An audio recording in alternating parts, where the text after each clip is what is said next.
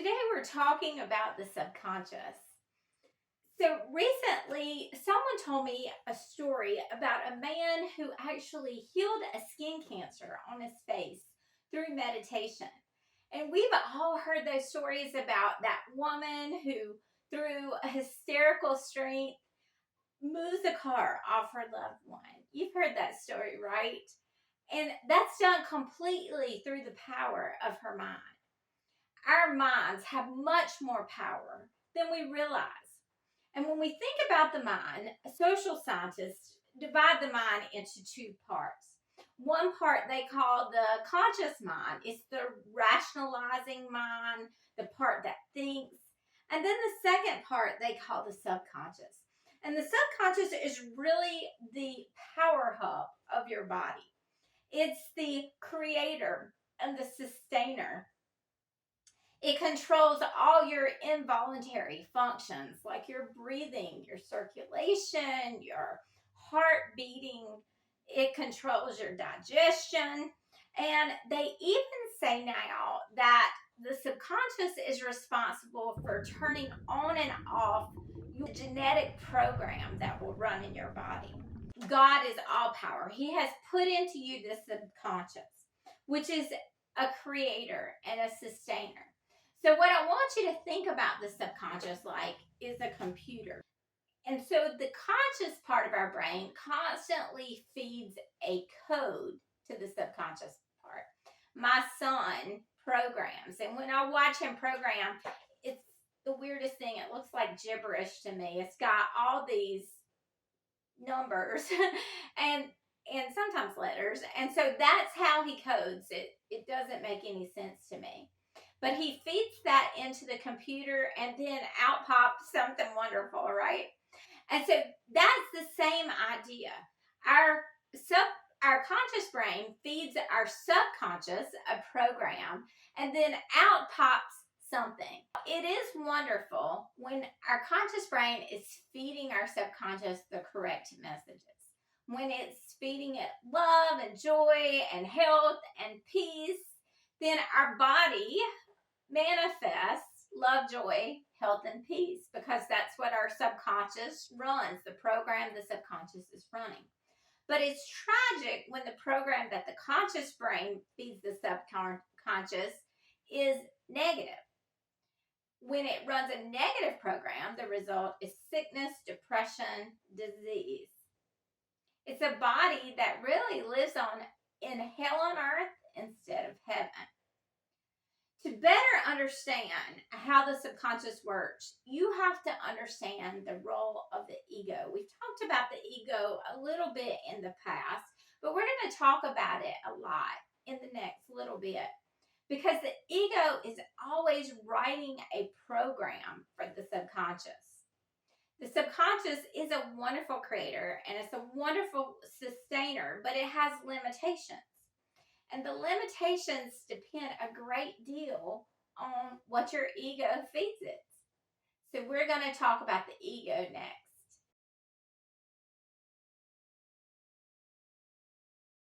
Ego, like I told you, my oldest son creates code for computers. And he'll create that code, and to me, it looks totally like gibberish. But when he puts it in the computer, this wonderful program runs. And you can think about the idea of the ego sort of like a code for a computer.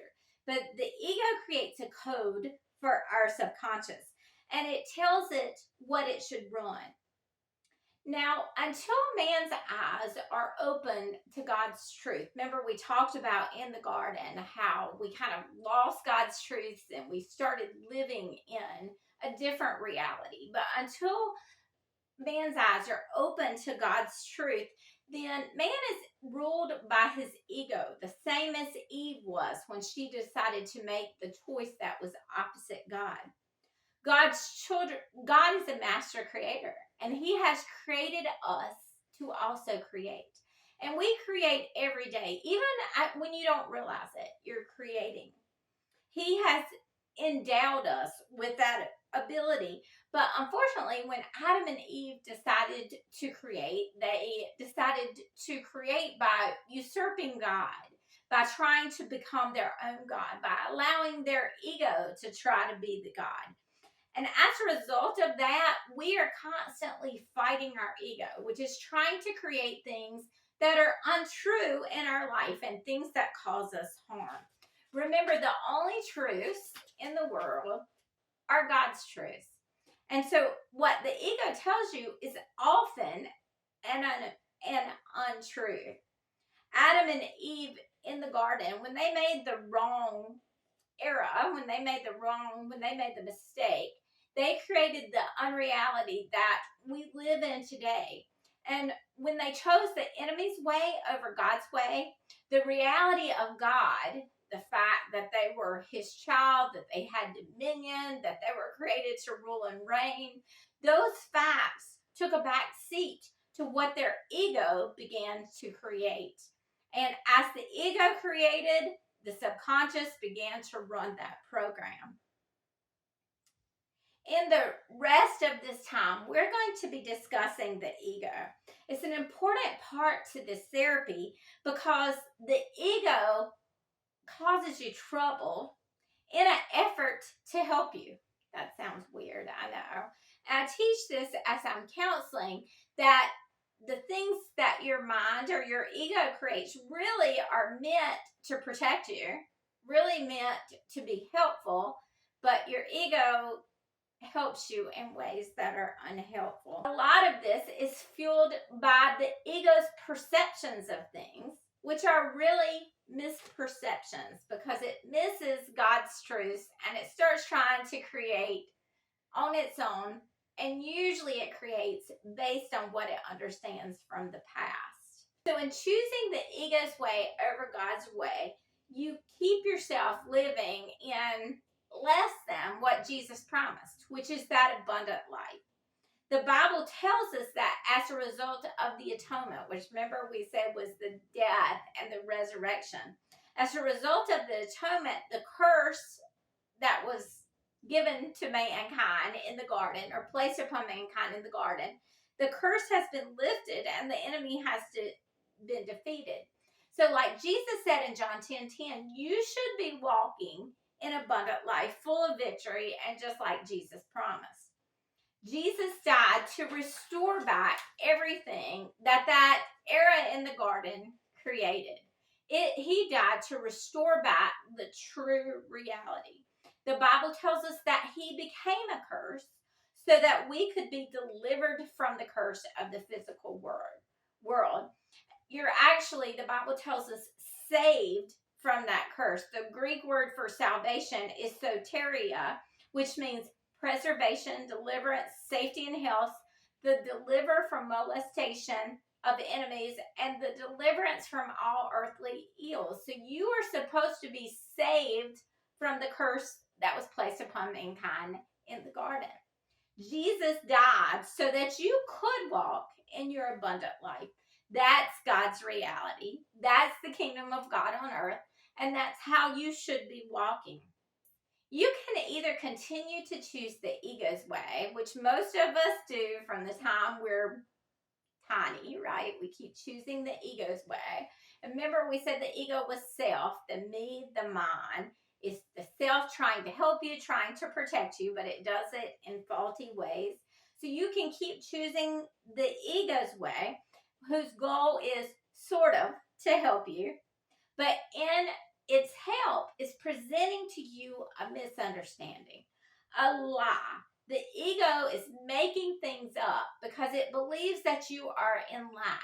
It doesn't understand the atonement. It doesn't understand that Jesus died to restore everything back to you. And so it keeps you in this idea of lack. So throughout your life, the ego might continually ask who you are.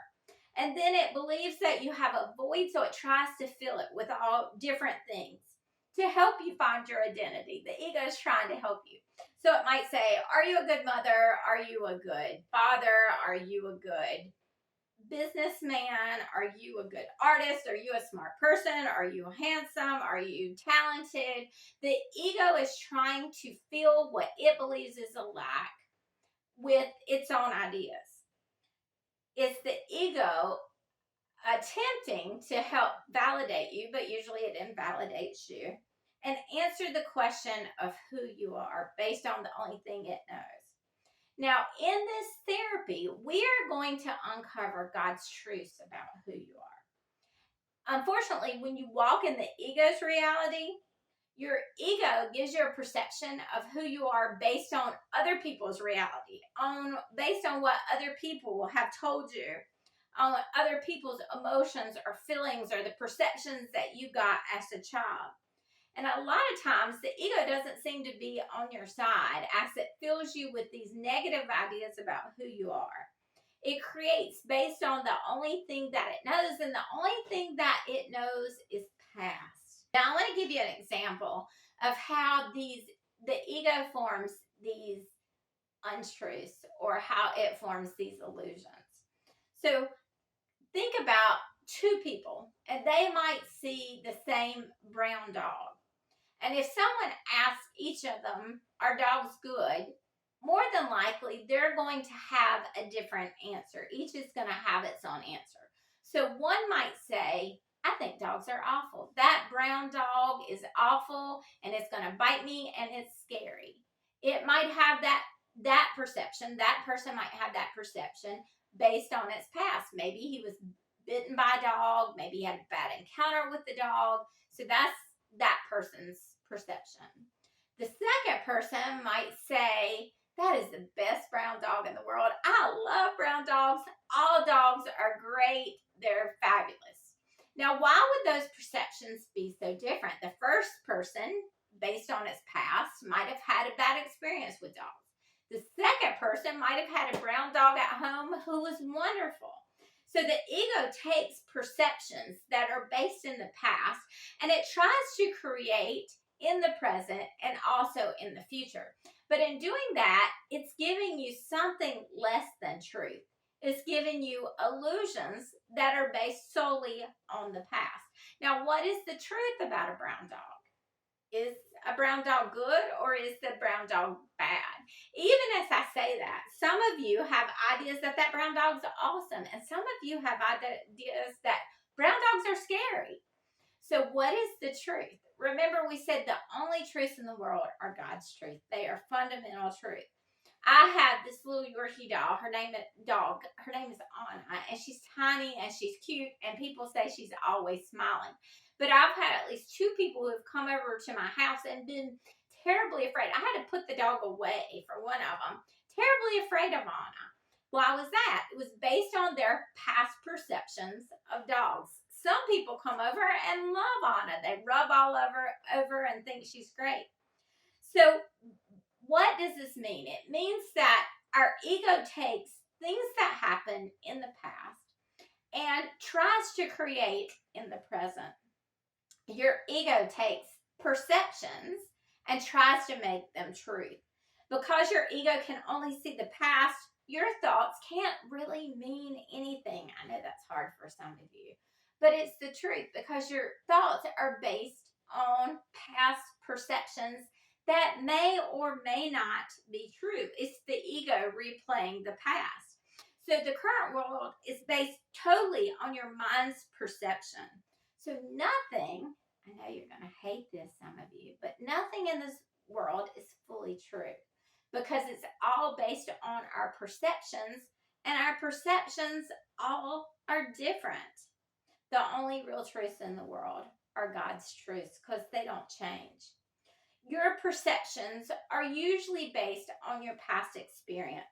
You might see the world in one way, while I see the world completely different.